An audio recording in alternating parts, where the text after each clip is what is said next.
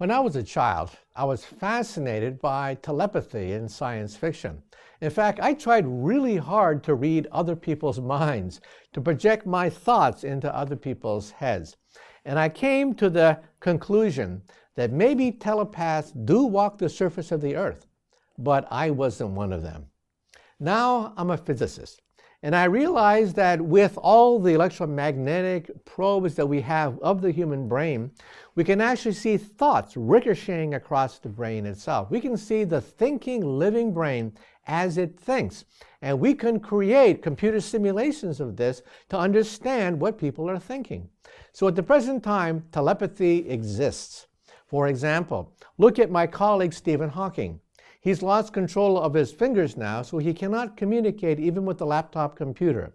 But look at his right frame of his glasses. There's an EEG sensor that picks up radio waves from his brain, decodes that, and he's allowed to manipulate to some degree a laptop computer. You can do better by putting a chip directly on top of the brain.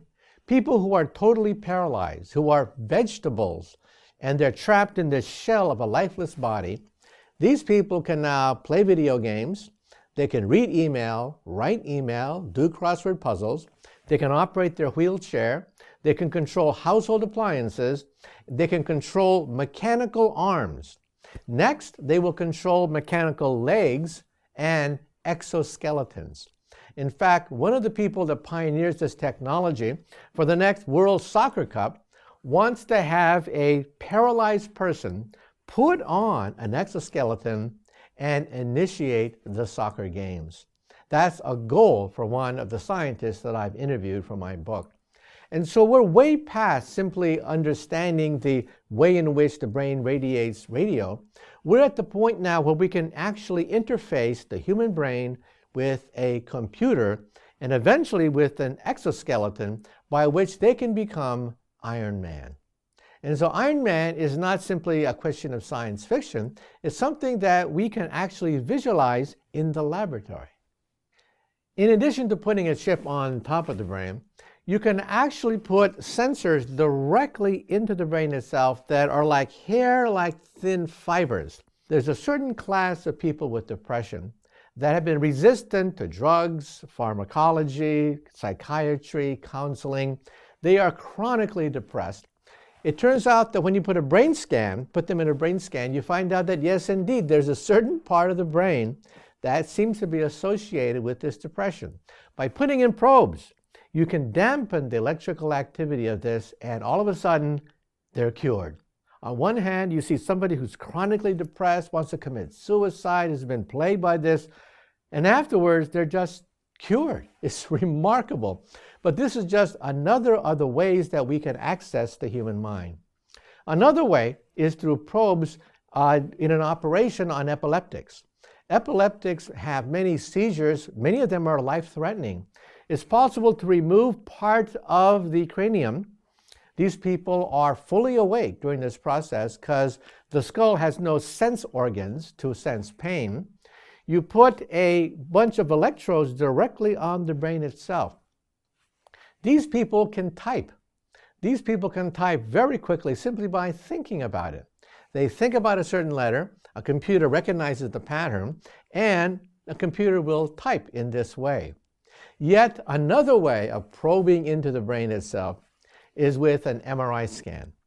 We can take the living brain, put it in an MRI, and get 30,000 dots, like a Christmas tree set of lights, that code the amount of electrical activity. You take these 30,000 dots, put it into a computer program that can then decipher it, and bingo, what you get is a picture of what they are thinking. We can now visualize what somebody is thinking about. In fact, it's on the web. There's a picture of Steve Martin, for example, in one of his movies, and then right next to it is a picture as viewed through the human mind. This is amazing. You can clearly recognize the eyes, the ears. You cannot recognize the fact that it's Steve Martin. However, you can also do giraffes, you can put elephants, and clearly you're looking at an animal and not a human. And now, get this. we can actually begin the process of photographing dreams.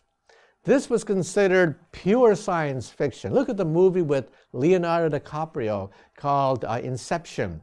It turns out that the first steps in this direction have been taken already in Kyoto and at Berkeley.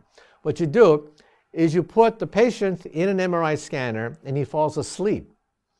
The brain is then scanned, creating 30,000 dots.